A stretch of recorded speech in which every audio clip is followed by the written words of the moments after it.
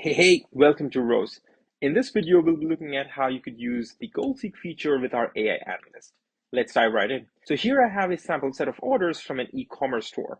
And you may have questions like how many orders you need to sell, let's say to get to 100K, 500K, or a million in revenue, or perhaps how much of the product, in this case cookies, needs to be sold to get to the same goal. Our analyst can help answer these questions quite quickly and easily. Let's see that in action.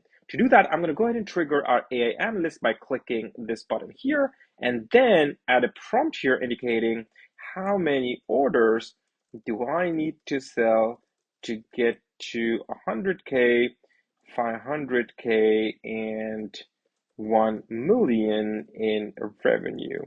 Give it a couple seconds for the analyst to process the prompt and generate the output.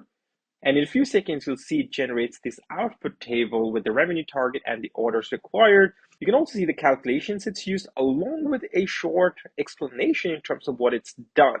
This is generally helpful to understand how the AI is thinking and what kind of output it generates.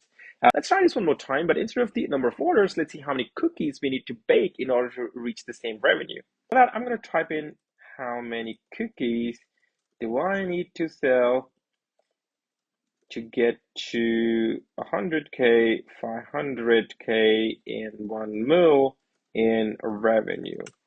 And give it a couple seconds. You'll see the AI generate another output table with similar structure, which is the revenue target in column A, and this time the number of cookies required to sort of reach those targets. This is just an example, but there's a whole lot more that you can do with our goal seek functionality.